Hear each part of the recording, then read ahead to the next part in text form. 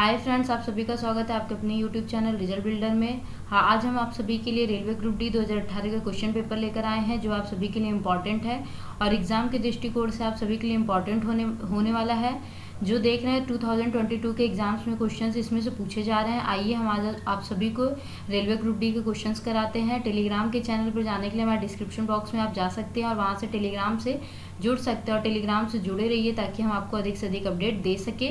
और यूट्यूब पर देखने के लिए आप रिजल्ट बिल्डर के प्रोफाइल पे जा सकते हैं। आरआरबी ग्रुप डी एग्जाम 2018 के क्वेश्चंस के 1 लाइनर 100+ क्वेश्चंस आज हम आप सभी के लिए लेकर आए हैं। आइए देखते हैं रेलवे ग्रुप डी परीक्षा तारीख 15/10/2018 द्वितीय पाली के क्वेश्चंस। कार्य करने की दर या ऊर्जा स्थानांतरण दर को क्या कहते हैं? तो शक्ति कहा जाता है।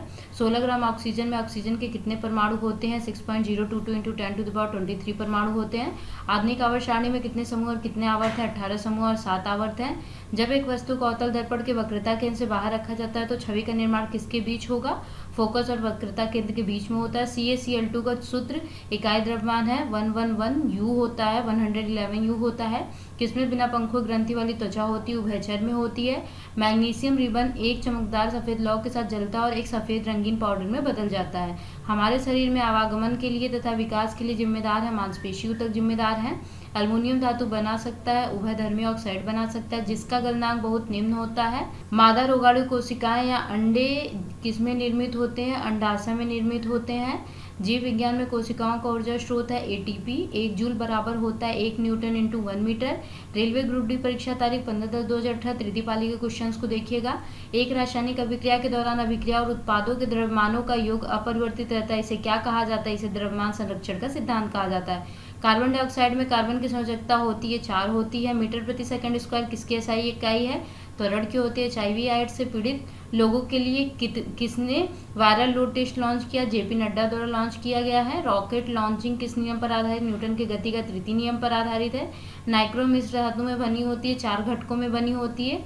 इत्र बनाने के लिए किसका उपयोग किया जाता है? एस्टर का उपयोग किया जाता है। मनुष्य में निषेचन होता है फैलोपियन ट्यूब से होता है। शरीर का मुख्य समन्वय केंद्र है मस्तिष्क। एक पादप समूह जिसके पौधों में जड़, तना और पत्तियां नहीं होती उसे क्या कहा जाता है? थैलस कहा जाता है। किसी तल के लंबवत कार्य करने वाले बल क्या कहलाते हैं? उपक्षेप कहलाते हैं। जब किसी वस्तु को एक अवतल दर्पण के अनंत पर रखा जाता है तो उसका प्रतिबिंब फोकस पर निर्मित होता है। वनस्पति पदार्थों के खाद में अपघटन अभिक्रिया का एक उदाहरण है ऊष्माक्षेपी है। रेलवे ग्रुप डी परीक्षा तारीख 16/10/2018 प्रथम पाली क्वेश्चंस को देखते हैं।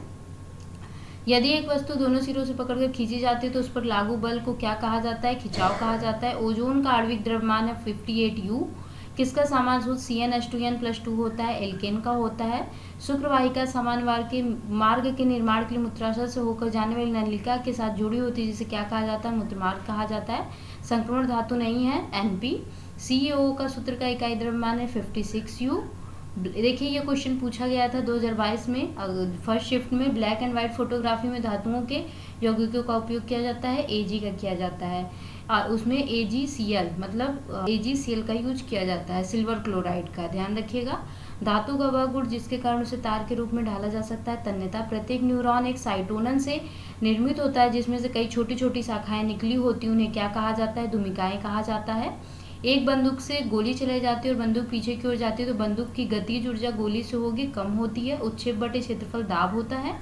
रेलवे ग्रुप डी परीक्षा तारीख 16/10/2018 के द्वितीय पाली क्वेश्चंस को देखिएगा। बहुत कमजोर विकसित बच्चों को जन्म देते हैं कंगारू, इसीलिए उनके जो कंगारू होते हैं उनके जो पेट के पास में थैला बना होता है जिसमें वो अपने बच्चों को सेव रखते हैं। एक चींटी के डंक में होता है फॉर्मिक एसिड। उत्तल दर्पण की फोकस लंबाई होती है धनात्मक।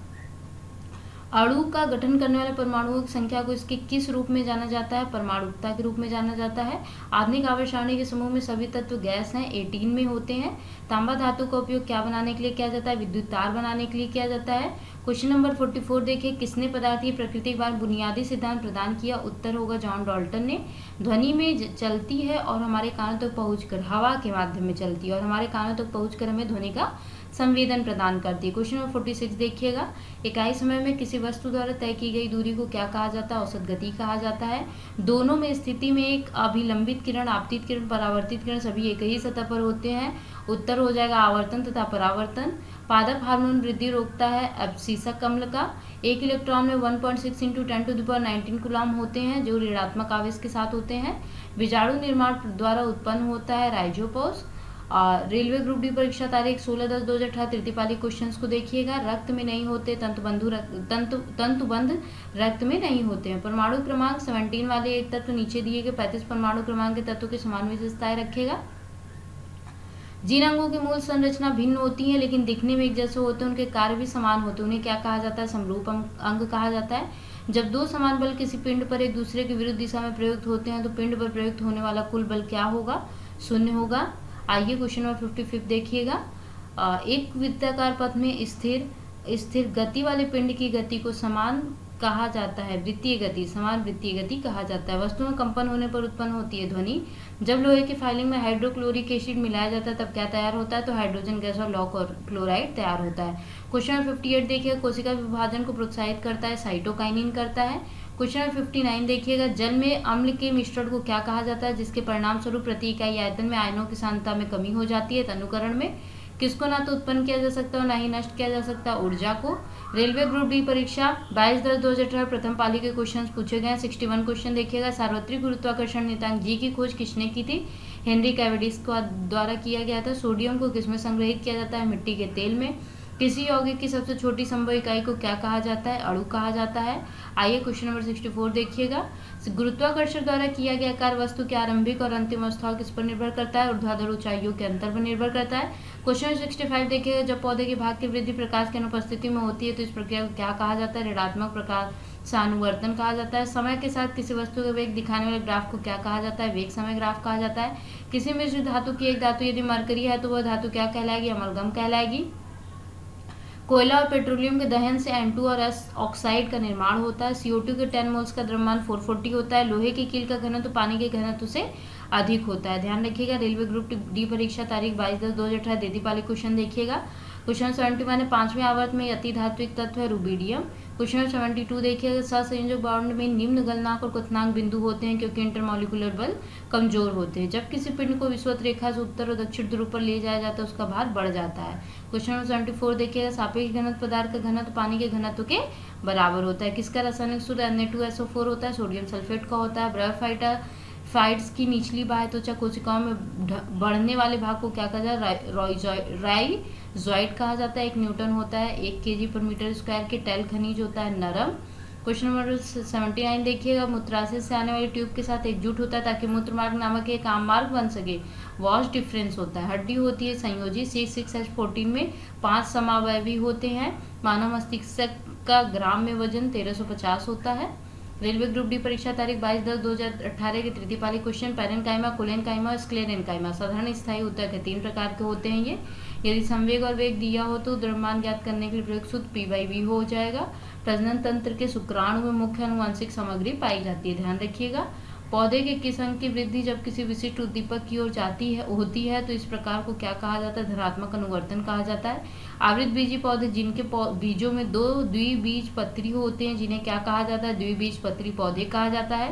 कार्य करने की गति कहलाती है शक्ति। 13 और 31 परमाणु संख्या तत्वों का युग्म समान समूह संबंधित है। किसने आधुनिक आवर्त सारणी प्रस्ताव दिया? मोस्ले द्वारा दिया गया था। किसके द्वारा किया गया कार्य उस पर जिस पर वस्तु गतिमान है पर निर्भर नहीं करता है? गुरुत्व पर। मोकुलन द्वारा प्रजनन हाइड्रा करता है। एक लेंस की शक्ति उसकी फोकस दूरी के व्युत्क्रमानुपाती होती है। परमाणु संख्या 11 वाला तत्व क्षारीय ऑक्साइड बनाएगा। प्रकृति में एक मुख्य तत्व के रूप में कभी नहीं पाया जाता है। Ca। रेलवे ग्रुप डी परीक्षा तारीख 23/10/2018 प्रथम पाली क्वेश्चंस को देखिएगा। टंगस्टन तत्व कलनांक और क्वथनांक सबसे उच्च होता है। जब किसी वस्तु को पानी में डुबाया जाता है तो उस पर ऊपरी बल कार्य करता है। इस बल को उत्प्लावन बल कहते हैं। एंजियोस्पर्म समूह के पौधों की एक विशेषता है परागण। किसी वस्तु द्वारा अपनी स्थिति आकार लेने की वजह से लगने वाली ऊर्जा को क्या कहा जाता है? स्थितिज ऊर्जा। कलिका द्वारा विकसित नया जीव है हाइड्रा।